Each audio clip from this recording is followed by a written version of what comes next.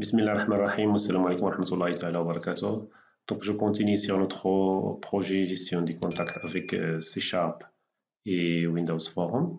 Donc, voilà, nous avons vu la dernière séance comment créer ce formulaire. Donc, bien sûr, en ajoutant des contrôles utilisateurs sur le menu donc, liste contact et ajouter contact. Donc, voilà, nous avons vu comment bien sûr réaliser cette interaction comme ça. Donc, le bouton qui dit.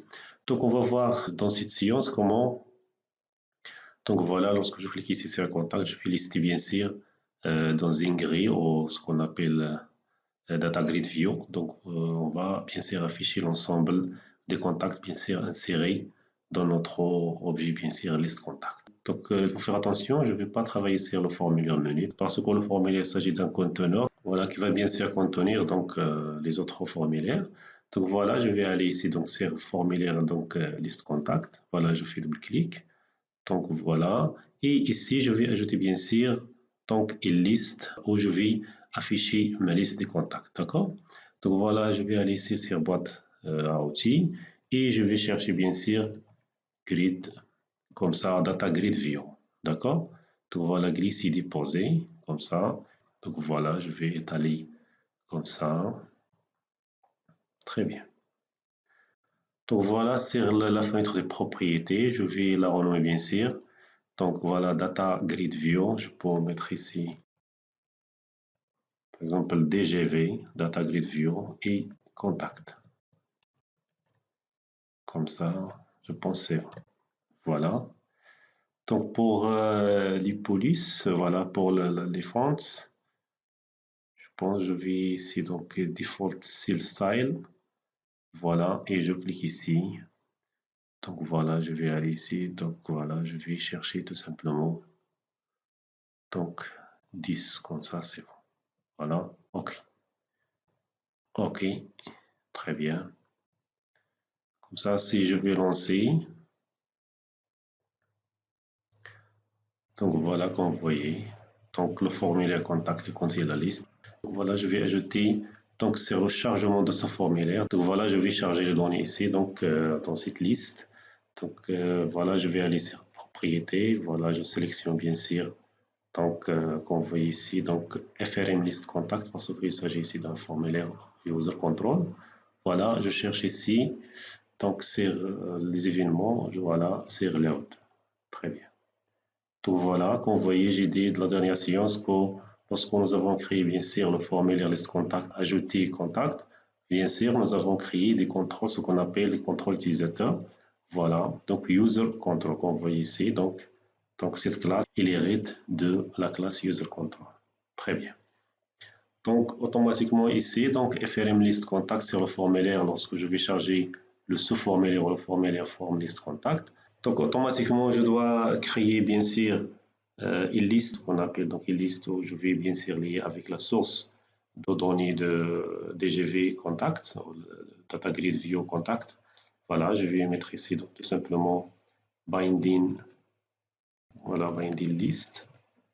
Donc voilà, binding list de quel type? Donc automatiquement le type de données c'est contact. Contact, donc il n'est pas reconnu automatiquement. Voilà, je vais contact, ça veut dire la classe contact que nous avons créée sur modèle ici, d'accord? Voilà, automatiquement je clique donc à côté et voilà, donc une petite lampe ici sera affichée. Voilà, je clique ici automatiquement et il me propose d'ajouter donc using app. Donc c'est le namespace modèle où se trouvent bien sûr les classes contact, la classe contact bien sûr. Bon. Très bien, comme ça c'est bon. Voilà, je nomme bien sûr cette variable list et je vais créer comme ça new binding list.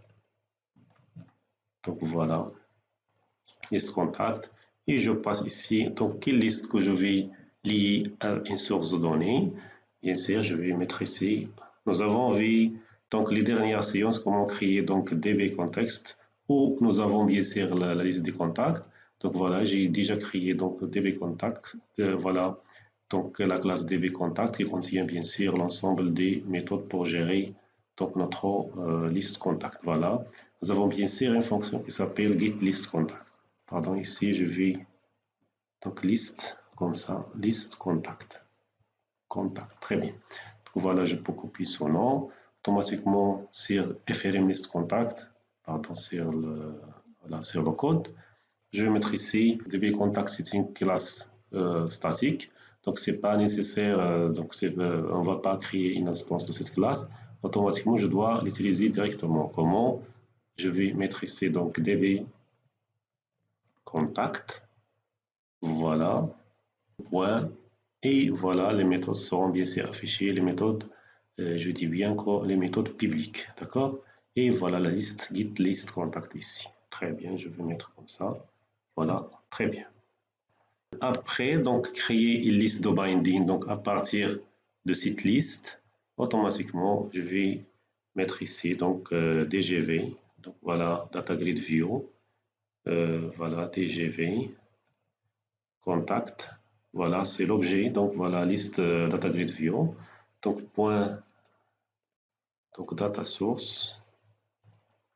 Très bien. Est égal à donc la liste LST. Comme ça, c'est très bien. Après, je vais ajouter d'autres paramètres à la liste voilà, de DGV, Data Grid View. Donc voilà, Auto Resize Column.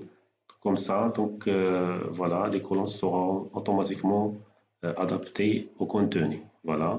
Et je vais ajouter d'autres paramètres ici, donc DGV. Donc voilà, DGV, donc contact. Point. Donc, autoriser l'utilisateur à redimensionner bien sûr les colonnes, comme ça. Donc voilà, je vais sélectionner bien sûr allow user to resize colonne. Très bien. Voilà, est égal à, je pense ici, est égal à true. Donc voilà, DGV contact. Donc point allow user, bien sûr, to order. Si par exemple je vais permettre l'ordre, je vais donc ordonner donc cette liste, l'ordre bien sûr des colonnes. Voilà, je vais mettre ici donc allow user to order. Voilà, est égal à true. Très bien. Donc voilà, si je vais lancer, donc on voit ici, donc automatiquement je dois avoir une erreur parce que donc, la liste donc il est vide. Donc voilà cette liste, l'objet bien sûr liste contact il est vide. Donc cette liste elle est vide. Donc voilà, je vais aller ici donc sur la définition automatiquement ça. Et qu'on voit ici donc c'est cet objet donc automatiquement il est vide parce qu'on n'a pas ajouté donc un contact à cette liste. Donc, pour bien sûr ajouter quelques données au démarrage de notre application donc dans cette liste, donc voilà, je vais bien sûr l'ajouter. Donc c'est la première classe qui va être exécutée.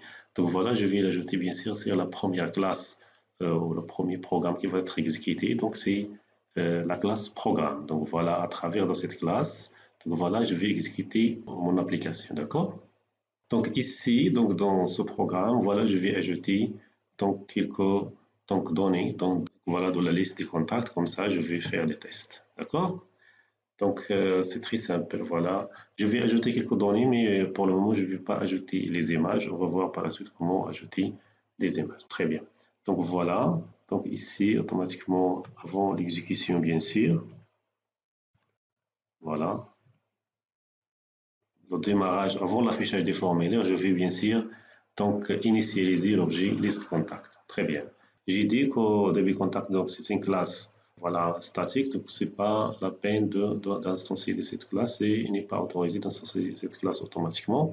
Donc je dois utiliser directement. Donc voilà, je dois utiliser cette classe directement. Bien sûr, en utilisant son nom directement. Donc voilà, db.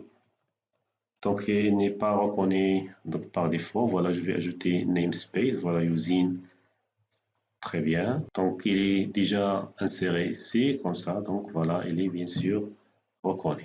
Donc, voilà, je vais mettre ici, qu'on voit ici, des points add contact. Et voilà. Donc, bien sûr, à l'intérieur add contact, je dois passer un objet de type contact. Voilà, je vais faire appel au constructeur. Donc, voilà, new contact. Comme ça, et voilà qu'on voit ici. Donc nous avons bien sûr deux constructeurs.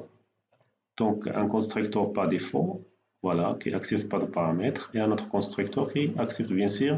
Donc voilà, je dois passer le nom, la date de naissance, l'email, le téléphone, le genre et bien sûr la photo. Pour le moment, je vais passer une valeur nulle. D'accord? Donc voilà, par exemple, pour le nom, je vais mettre ici donc Mohamed. Très bien.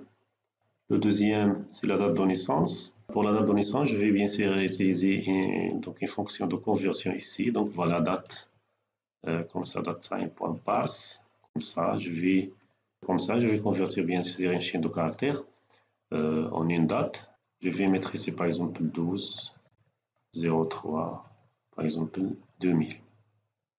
Comme ça, c'est bon. Après la naissance, c'est l'email. Voilà, mohamed@gmail.com. Pardon, le téléphone. Donc, par exemple, 06. Les données de test ici. Voilà. Après le téléphone, je dois avoir le genre ici, par exemple, masculin. Voilà. Et pour la photo, je vais mettre ici, pour le moment, je vais mettre nul. On va voir comment, bien sûr, ajouter une photo par défaut. Très bien. Donc, voilà. Donc, et bien sûr, je peux ajouter d'autres informations. Voilà, je peux ajouter d'autres. Voilà, je vais mettre comme ça. Donc, voilà, je peux ajouter bien sûr d'autres données de test. Voilà, je peux les copier ici. J'ai déjà préparé quelques informations. Vous pouvez bien sûr ajouter les données que vous voulez. Et voilà, je vais mettre comme ça. Très bien. Ici, je vais mettre ici donc nul. Voilà, si je vais bien sûr exécuter. Très bien. Donc voilà, comme vous voyez, donc je pense que j'ai commis une erreur. Pardon. Voilà, j'ai permis ces données. Je retourne ici. Pardon, ça c'est bon. Et voilà pour le dernier, c'est très bien comme ça. Donc voilà, c'est tout simplement une petite mise en forme ici. Et voilà, si je vais exécuter, voilà, il a récupéré automatiquement les noms des colonnes. Bien sûr, l'ID sera généré automatiquement. Donc voilà, comme vous voyez ici, donc j'ai 100, 101, 102, 103, ainsi de suite. Voilà. Je peux bien sûr redimensionner bien sûr les civils. Voilà, je peux bien sûr déplacer, je pense. Voilà. Comme ça, c'est pour ordonner les colonnes et ainsi de suite. Très bien.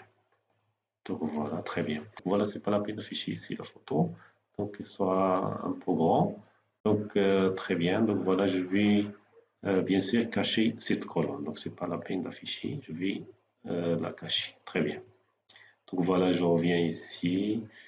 Donc sur voilà, sur FRM list contact et tout simplement.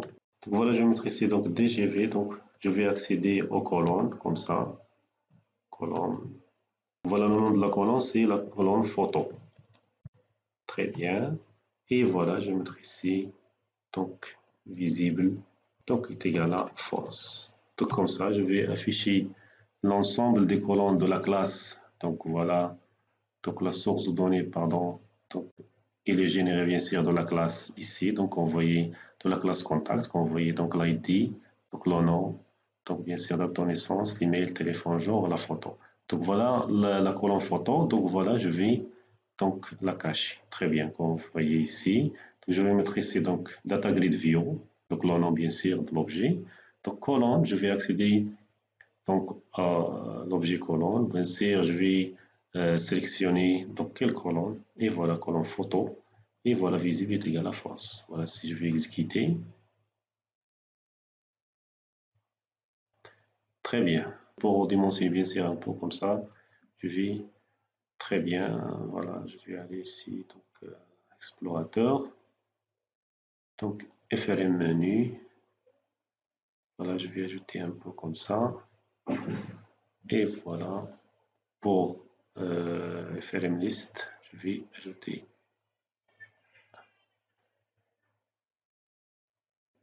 Voilà, je vais ajouter quelques espaces comme ça. Très bien. Donc voilà, si je vais lancer maintenant. Très bien, donc vous voyez, donc il est bien donc affiché. Très bien. Donc voilà. Merci, à bientôt et à la prochaine séance. On va voir comment bien sûr ajouter un contact. Très bien.